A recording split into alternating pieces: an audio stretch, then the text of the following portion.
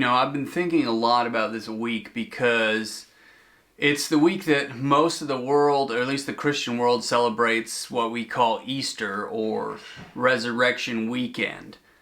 We have a lot going on. The world has changed. It's entirely different. And so I still wanted to do something special this week to build up to the celebration of the day when God gave His life for us. So what I want to do is today, I want to start out by looking in Matthew chapter 21, and we're going to look at the scene of the triumphal entry of Jesus. It's a really powerful scene, and I think it's key for setting the stage for what's to come. Now, the triumphal entry of Jesus started on Sunday, a week before the Resurrection Sunday.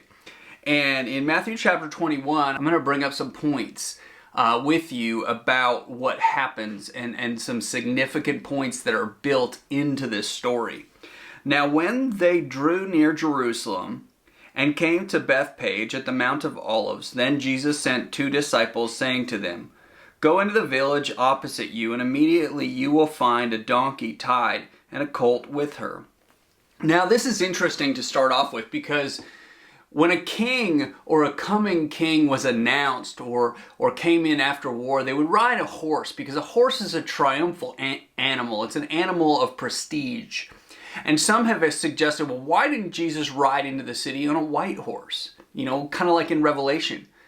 But the thing is that Jesus was showing who He is. When He came in on the donkey, He wasn't showing power or greatness or dominance. He was showing that He was riding a beast of burden because He bears our burdens for us. And what Jesus was showing also was that He's a God of humility, a God of peace and gentleness and kindness. And a donkey's kind of like that. A donkey is a simple animal, a subtle animal, an animal of the people. And so he says, "Go and get this donkey. Loose them and bring them to me." Verse 3 says, "And if anyone says anything to you, you shall say, 'The Lord has need of them,' and immediately they will send them." All this was done that it might be fulfilled, which was spoken by the prophet. Now, this is interesting because Zechariah in chapter 9, verse 9, actually tells this 500 years before Jesus. It says, "Tell the daughter of Zion, behold, your king is coming to you, lowly and sitting on a donkey." Now, what kind of king comes sitting on a donkey? Not prestige, not splendor, but simple. A man of the people. A man who's humble and meek. It says, lowly and sitting on a donkey, a colt, the foal of a donkey.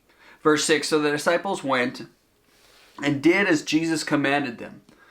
They brought the donkey and the colt, laid their clothes on them." So people were taking off their clothes and putting them on the donkey to give him a seat for the king, to save a seat for the king. Then it says, "And a great multitude spread their clothes on the road." They wanted to have a royal procession for Jesus. They wanted to set the stage for the coming king and honor him. What a great sacrifice.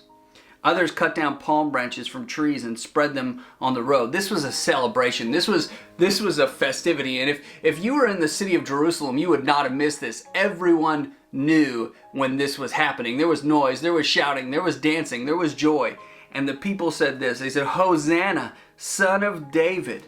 Blessed is he who comes in the name of the Lord. Hosanna in the highest." They were rejoicing. They were celebrating the coming of the future king. Now, many of them may have thought he was coming to be a physical king, but Jesus was coming to be the king and to grant them salvation. And the interesting thing is, as they cried out Hosanna, it actually means grant us salvation. Give us salvation. Yet blessed is he who comes in the name of the Lord. Verse 10, "And he had come into the city. All the city was moved, saying, 'Who is this?' So the multitude said, 'This is Jesus, the prophet from Nazareth of Galilee.'" Now this is amazing because here's Jesus. He doesn't come in a great horse of splendor. And when we come in, when we want to be popular or we want to be famous or whatever, we set the stage. We show splendor and awe, and we're prideful people. But Jesus isn't like that. He's different.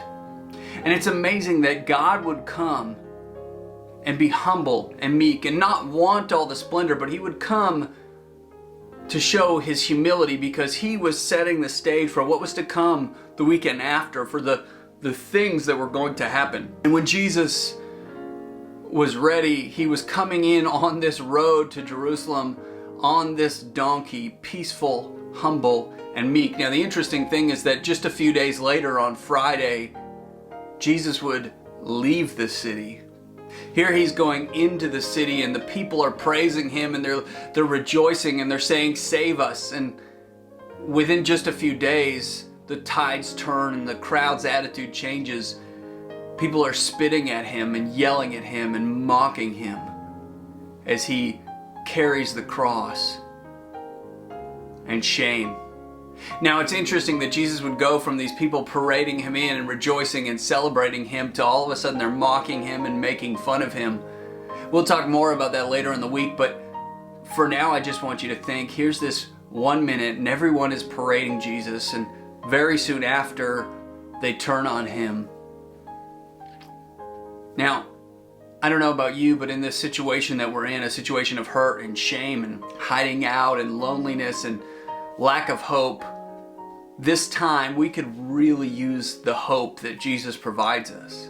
Now Jesus came here humble and on a donkey to give his life for you, to die for you, to humble himself and be a sacrifice for you so that you wouldn't have to pay for the sins that you have. Jesus was going to pay for the sins for you. This humble king who came on a donkey. I'm excited about what's coming this week, and I hope you'll join us in this journey as we discuss day by day kind of how it looked, the coming of the Messiah. Thanks for tuning in, and I'm glad that you could be here to spend this time with us today.